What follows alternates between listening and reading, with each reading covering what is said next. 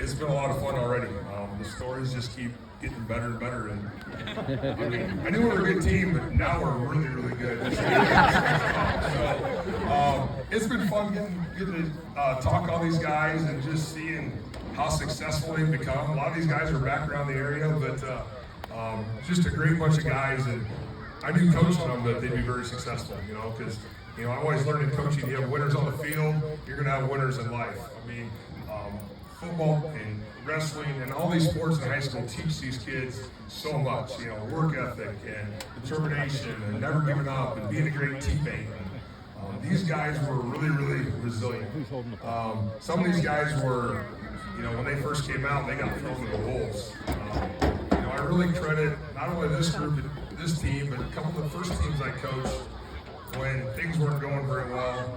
When we only had 20-some kids out, we were playing a really, really tough schedule, and they kind of helped, get things started, and these guys just took off and took it to a whole new level. So, middle of that year, I think the 7th game of the year, we got kicked in the teeth at the end of the year, or in week 7, and we kind of had to have a little meeting and say, hey, wait a second here, maybe we're not as good as we think we are. And we talked about what it has to, what we have to do to, accomplish, this. And we jumped in the playoffs and beat the Oakdale by 8. We're like, geez, maybe we're not very good. It was the first round, right? And then second round, it's a close game until our super speed punter takes off on his own and spin moves all the way down the sideline for a touchdown. And then we win that game 31-14, beat Wakefield. And that was the first of the Trojans that we beat. Then the next week was kind of the game, kind of our rival at the time was Cedar Catholic, and that did not look very good either. We're down 10 with 5 minutes left, and threw touchdown pass, got the ball back. We actually punted with 2 minutes left, and we're like, we have 3 timeouts left. We got the ball back. We converted a 3rd and 15. We converted a 4th and 6, and then we threw a touchdown pass as time expired. 3 seconds left to win that game, and that was a really, all the other games were memorable, but that was one that really sticks out in my mind because I knew this was a really special group. They did not want the season to end.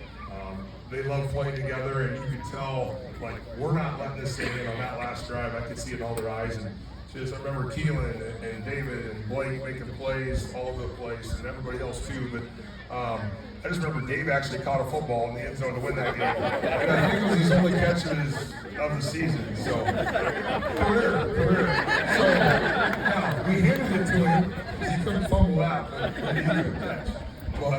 And then went on to play Scribner in probably the windiest game I've ever coached the next week.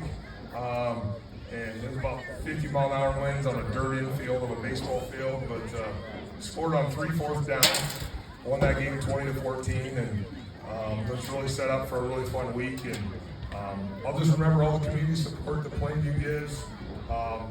When we went down to Lincoln, it was really, really awesome. And I know these guys, it's a memory that they'll forget. We got there, they got down there and got the job done. That's where we kind of physically. Harrison and Luke and Chance and Jace and I forgot who else is in there. What's my other lineman? Sean. Oh yeah, the little guy down there. And, those guys just physically dominated and let David and Keelan kind of run wild back there, and really made for a fun team. So it's been great. It's been great having these guys back, and I'm sure the stories only get better in the second half. So.